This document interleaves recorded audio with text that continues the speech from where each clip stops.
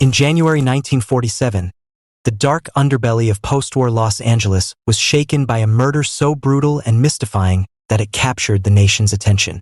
Elizabeth Short, a young woman with dreams as vivid as the Hollywood lights, became the subject of one of America's most infamous unsolved cases. Known by the chilling nickname the Black Dahlia, her tragic end and the gruesome details surrounding her death spawned a legacy of intrigue, speculation, and a relentless quest for truth that continues to this day. Elizabeth Short's life had been filled with aspirations of stardom, as she moved to Los Angeles in pursuit of the glamour promised by the burgeoning film industry. Friends recalled her as a charismatic and vibrant individual, full of ambition and hope. However, behind her bright smile lay a reality marked by hardship and relentless struggle. With few resources at her disposal, Elizabeth navigated a city defined by both opportunity and ruthless competition. It was against this backdrop of aspiration and adversity that her story took a fatal turn.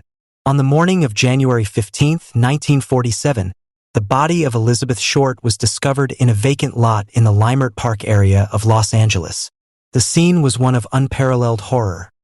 Her body had been meticulously severed at the waist and posed in a grotesque manner that defied any conventional understanding of murder.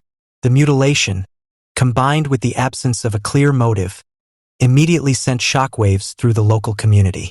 Law enforcement was faced with a puzzle that would challenge even the most seasoned investigators. The investigation quickly became a media sensation. Newspapers across the country were gripped by the macabre details of the case, and headlines screamed of a mystery that was both bizarre and brutally real. Reporters coined the moniker the Black Dahlia after a film noir that had captured the public's imagination, a name that soon became synonymous with the case itself.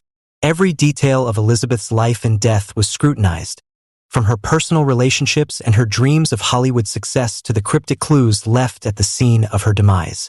Detectives from the Los Angeles Police Department, LAPD, were inundated with leads, some promising and others dead ends. Eyewitness accounts were contradictory, and the physical evidence, although meticulously collected, offered little insight into the identity of the murderer. Forensic techniques of the era were rudimentary by today's standards, and despite extensive analysis, no definitive clues emerged that could point to a suspect. The case was marked by a series of frustrating ambiguities: no clear motive, no compelling suspect, and a victim whose troubled past made it difficult to separate fact from rumor.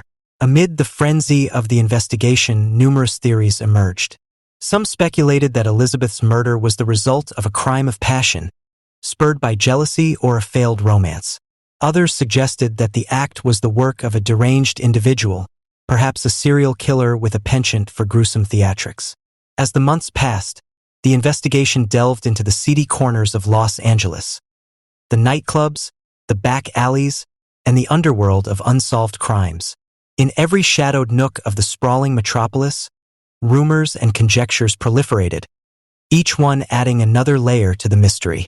One persistent theory proposed that the killer was someone with a deep knowledge of anatomy and an unnerving artistic sensibility, a person who viewed the murder as both a crime and a macabre performance. The precise manner in which Elizabeth's body had been cut and arranged suggested that the perpetrator was not acting on impulse alone, but had planned the killing with a disturbing level of care. This idea was bolstered by the symbolic elements found at the scene, details that seemed designed to shock and to evoke a reaction from both the public and law enforcement alike. Over the ensuing years, the Black Dahlia case became a magnet for amateur sleuths, professional investigators, and those fascinated by the darker side of human nature. Countless books, documentaries, and articles attempted to unravel the mystery, each new theory stirring fresh controversy.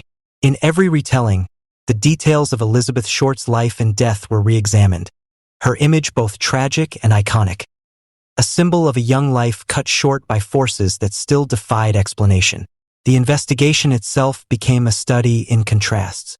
On one hand, there was the unwavering dedication of law enforcement officers who pursued every lead with relentless determination, piecing together witness statements, physical evidence, and the scattered remnants of a life once filled with promise. On the other hand, the case was marred by missteps, flawed leads, and the inevitable decay of evidence over time. The passage of years only deepened the mystery, as newer forensic methods could not be applied to a crime scene that had long since been swallowed by the relentless march of time.